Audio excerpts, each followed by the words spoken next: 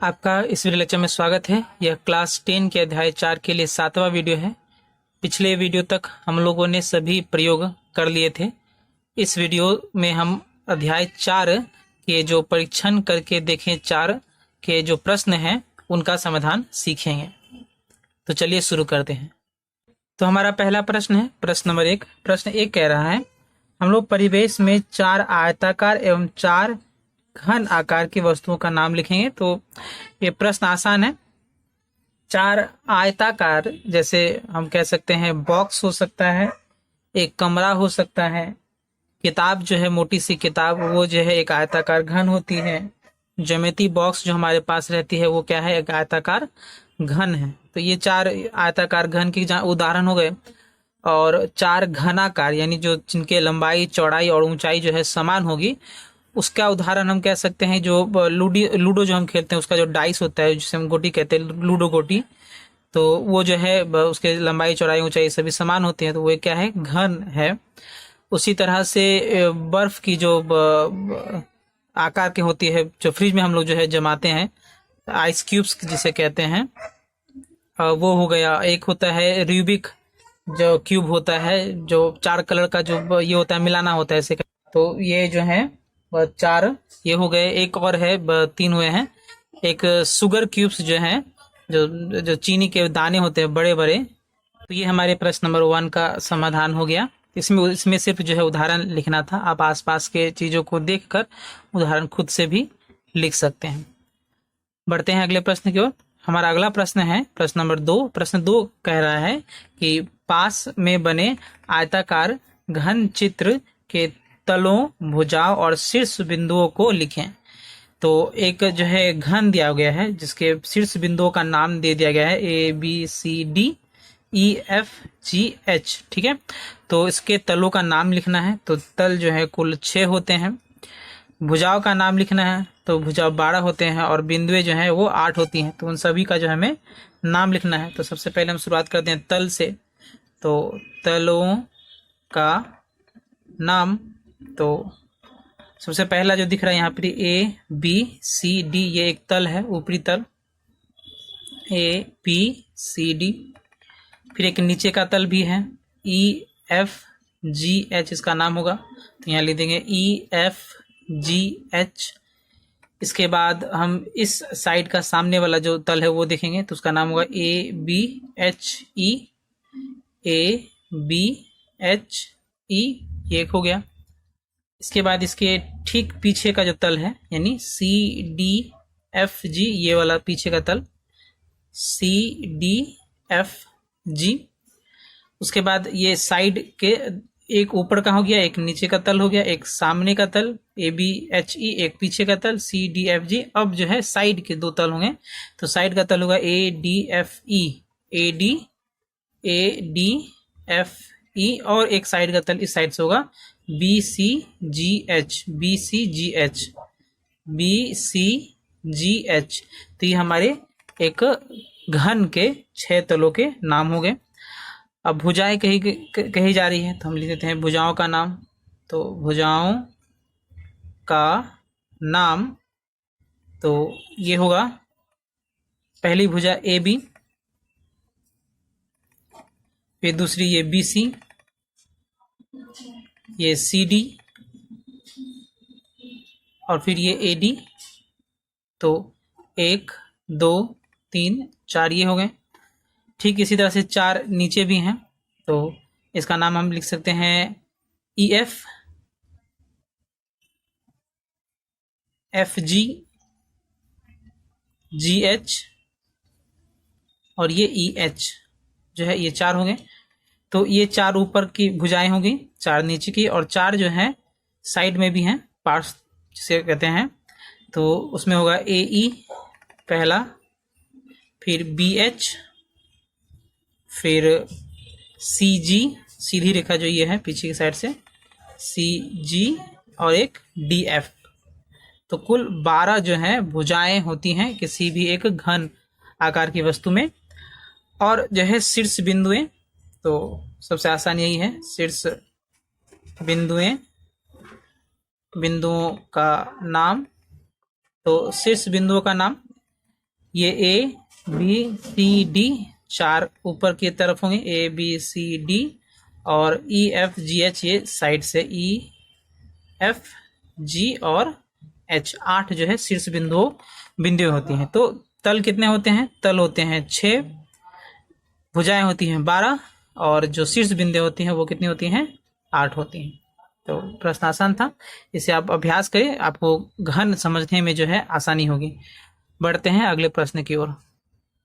हमारा अगला प्रश्न है प्रश्न नंबर 3। प्रश्न 3 कह रहा है, एक समकोणीय घनाकार घर की लंबाई, चौड़ाई और ऊंचाई क्रमशः 5 मीटर, 4 मीटर व 3 मीटर होने से बृहत्तम कितना लंबा डंडा उसमें रखा जा सकता है? तो ये आसान है, एक चित्र पहले हम बना लेते हैं कि एक जो है ये आयताकार घन होगा, एक घनाकार गलत लिखा गया है, आयताकार घन है। तो यहाँ जो है इसकी लंबाई, चौड़ाई, ऊंचाई दे दी है। तो ये होगी लंबाई इसकी 5 मीटर, ये चौड़ाई 4 मीटर, और ये ऊंचाई कितनी है? 3 मीटर है। ठीक है, तो हम यहाँ लिख देंगे कि लंबाई जो है वो कितनी है? 5 मीटर है। फिर चौड़ाई जो है यानी बी, उसकी लंबाई है 4 मीटर, और जो ऊंचाई है यानी एच, उसकी जो है लंबाई कितनी है, ऊंचाई कितनी है? 3 मीटर।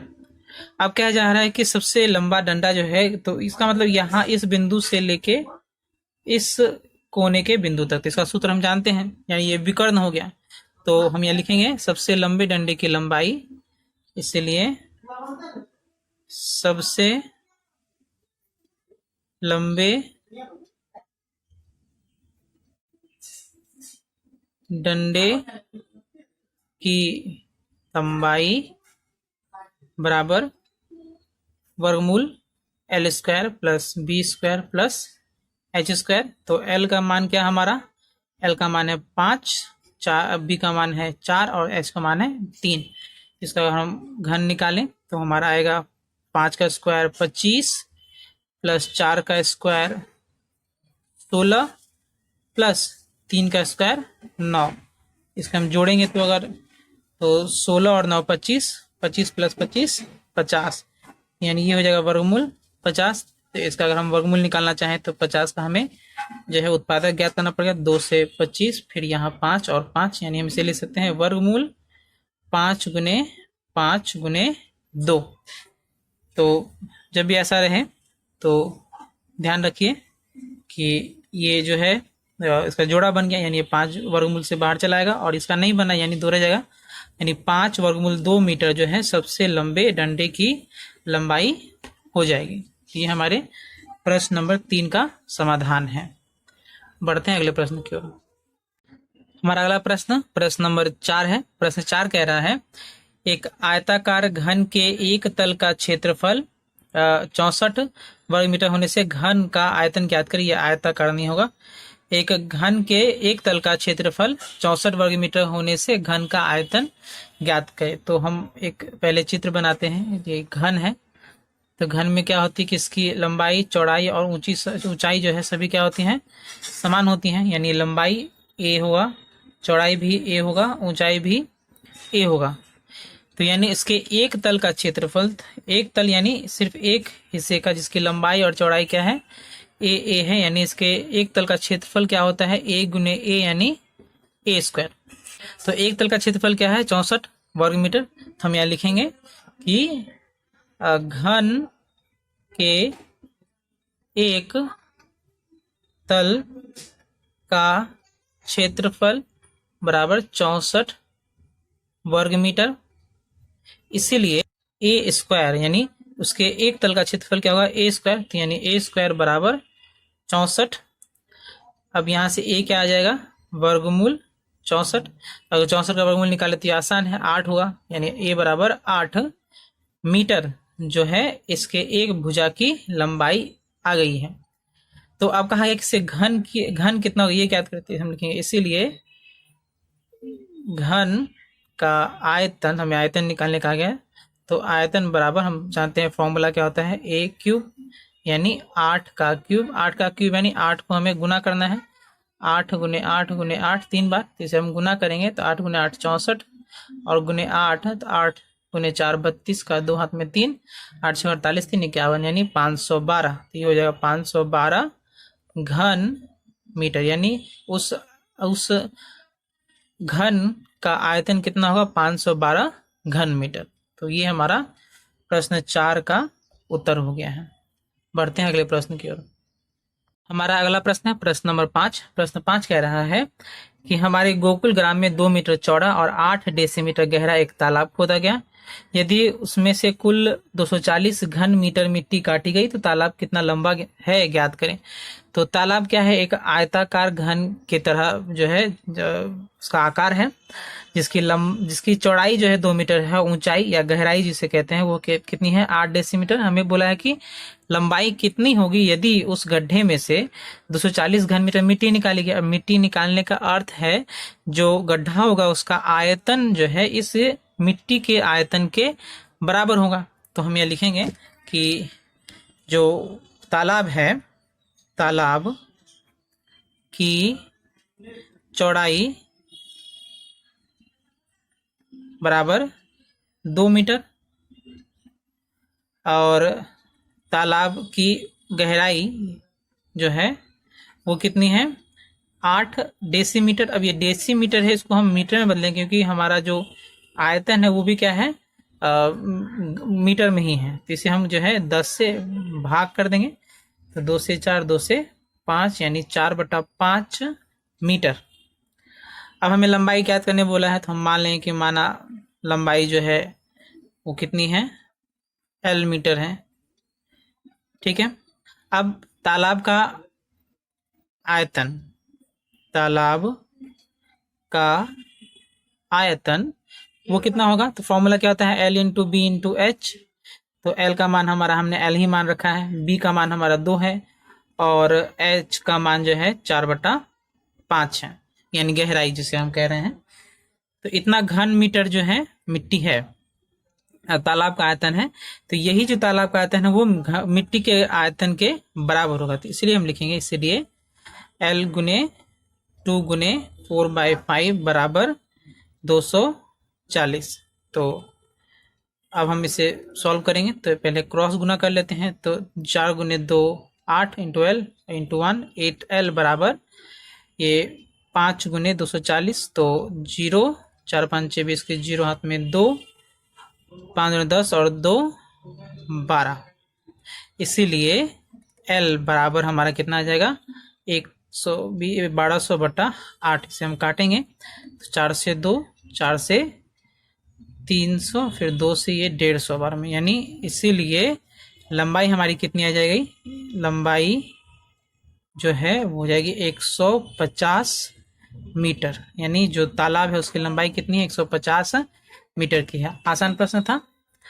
बढ़ते हैं अगले प्रश्न की ओर।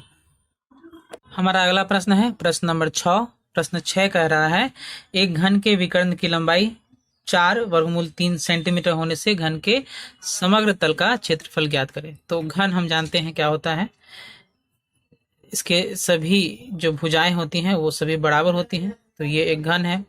तो घन के विकर्ण की लंबाई, तो विकर्ण यानी यहाँ से लेके यहाँ तक की जो रेखा होती है, तो उसके एक फॉर्मूला होता है। यदि एक भुजा की लंबाई यदि a है तो जो विकर्ण की लंबाई होती है वो होती है वर्गमूल 3a, यानी वर्गमूल 3 गुने भुजा की लंबाई।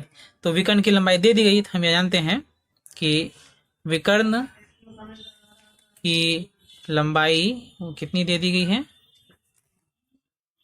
4 वर्गमूल 3 सेंटीमीटर। इसीलिए हम जो फॉर्मूला आएंगे वर्गमूल 3a, यहाँ a क्या है जो घन है उसके एक भुजा की लंबाई है, बराबर 4 वर्गमूल 3 होगा। इसीलिए a बराबर 4 वर्गमूल 3 बटा वर्गमूल 3, ये और ये कट गया, इसीलिए a बराबर 4, यानी जो घन है उसके एक भुजा की लंबाई कितनी होगी 4 सेंटीमीटर। अब हमें कहा गया है कि जो इसके समग्र तल का क्षेत्रफल निकालें, तो हम लिखेंगे इसीलिए घन के समग्र तल का क्षेत्रफल बराबर, तो हम जानते हैं फॉर्मूला क्या होता है 6a², जहाँ a क्या है भुजा की लंबाई 6 गुने ए का मान हमारा कितना है 4 सेंटीमीटर। इसके एक भुजा की लंबाई कितनी है 4 सेंटीमीटर, तो यहाँ 4 बैठा देंगे तो 4 स्क्वायर बराबर 6 गुने 24 और इसे गुना करेंगे तो 6 गुने 4, 24 के 4 हाथ में 2, 6 दुना 12 और 2 14, यानी 144 वर्ग सेंटीमीटर जो है इसके समग्र तल का क्षेत्रफल होगा। तो ये हमारे प्रश्न 6 का आंसर है। तो इस वीडियो में हम लोगों ने कुल 6 प्रश्न का समाधान सीखा है। इन प्रश्नों का अभ्यास करें, वीडियो को ध्यान से देखें। मिलेंगे अगले वीडियो में, तब तक के लिए धन्यवाद।